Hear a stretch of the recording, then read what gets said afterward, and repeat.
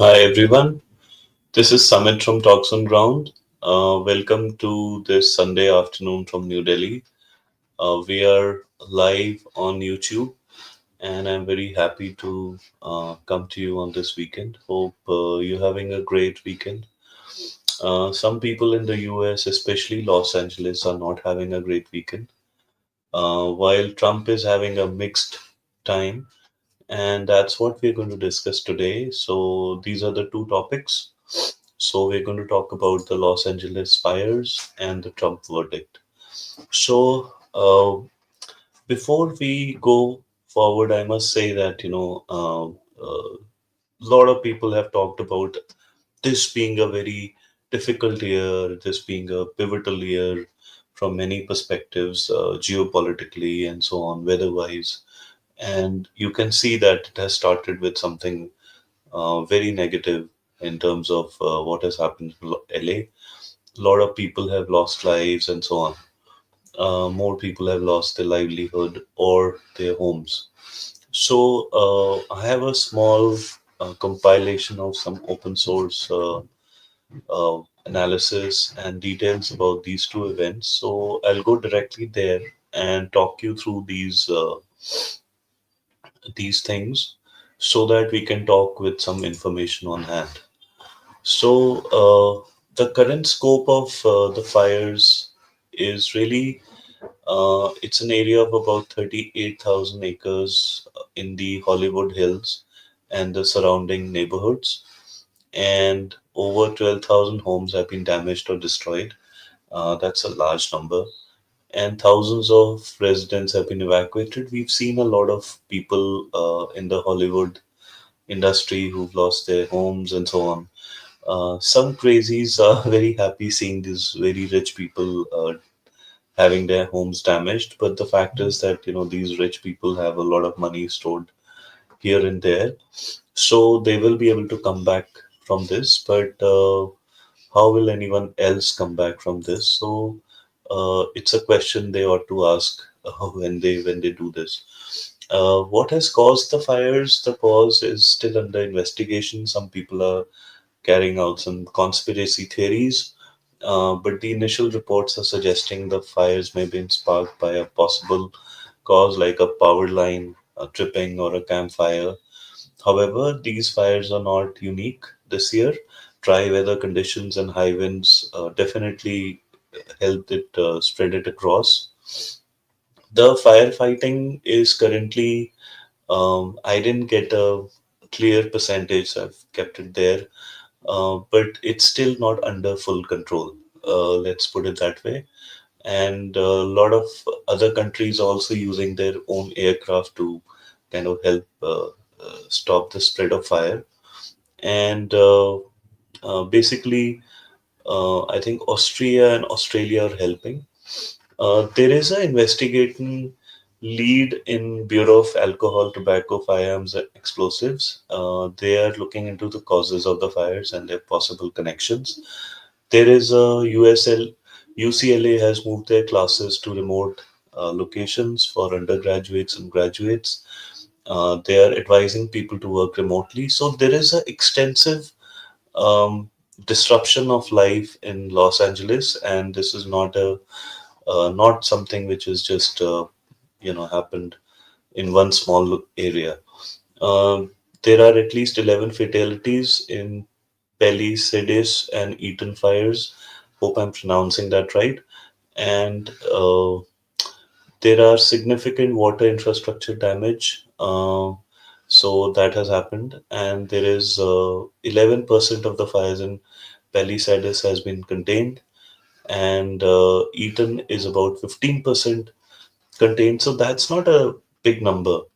There is a new fire incident in Archer in Granada Hills. About 153,000 residents have been evacuated.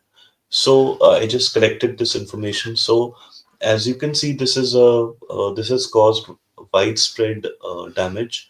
California is a of which LA is a part of, is a major economic center for the US. US is not going through a great time economically, so this will have a damaging effect. On top of that, there are property damages and insurance claims and so on. So this will have its repercussions economically and in terms of a lot of other things that can come through with this kind of damage. There is other news. I'll shift to the Trump news now. And the Trump news is that there was a case which Trump was supposed to kind of have a sentencing. If he had been sentenced, it would have created a major issue. Uh, and this would have been like he's taking oath on the 20th, and here is a judge who's sentencing him to jail or something, then it would have been a real problem. But he has not been sentenced to jail.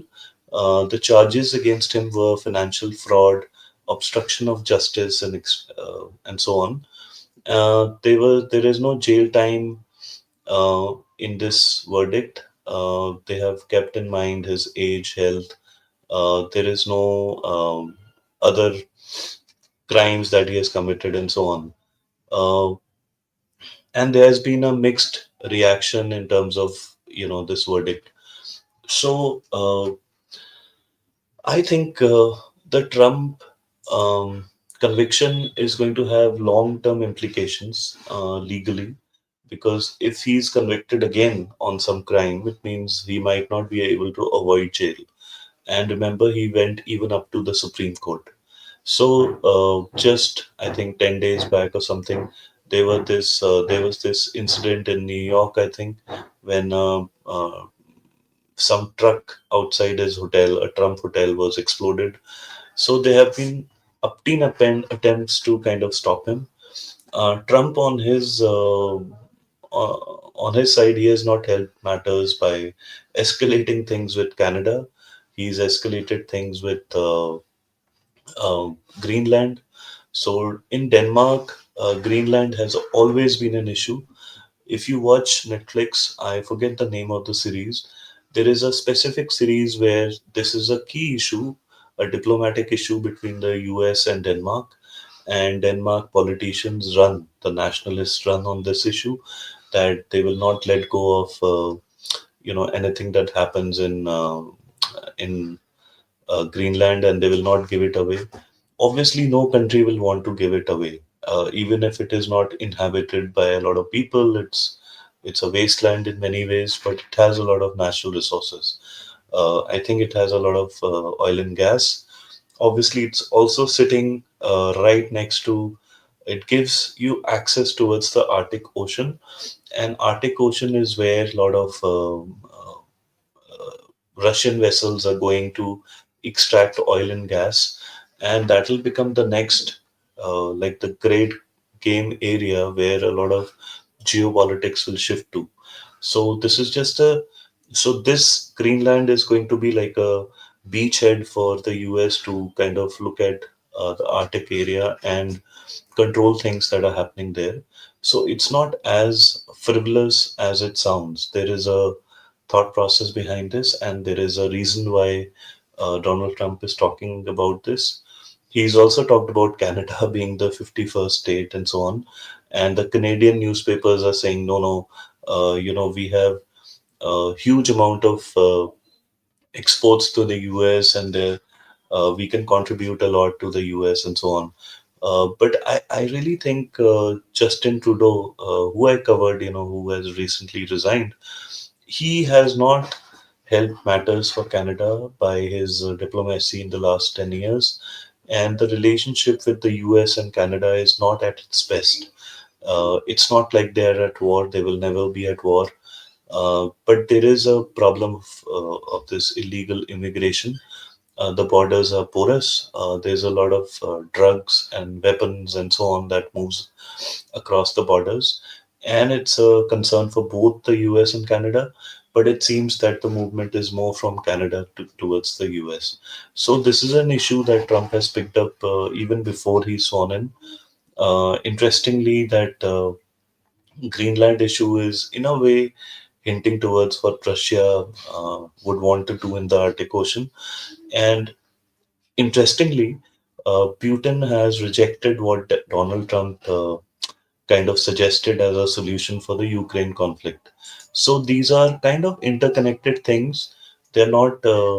This is not an innocent move by Donald Trump, and it's not an innocent rejection of this attempt by Trump to kind of douse the fire on the Ukraine conflict. So I think Trump has gotten off to a very tricky start even before he's sworn in. On his end, Biden has made it difficult to deport people. I will come back with that story maybe in sometime this week. So he's passed an order which will make it difficult for Donald Trump to kind of deport people who have been identified as illegal immigrants.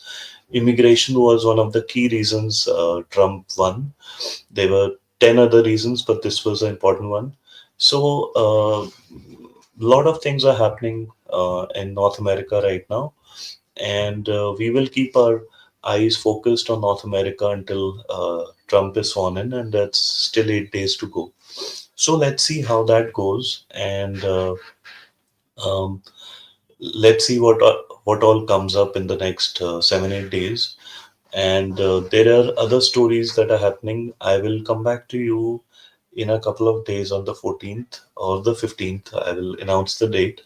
That day, I will do a much longer live with all of these issues covered in more detail. So I would want you to send your comments and your, if you can email or you can comment here, and you can suggest what topics I should be covering, because that way we can have a two-way conversation, like rather than me just vomiting what I'm thinking in my mind. And so this is Summit from TalksonGround. Hope you like the coverage. Do share this, subscribe, and like the content, like the video, and have a nice weekend. Have a nice Sunday. Goodbye. This is Summit. Bye bye.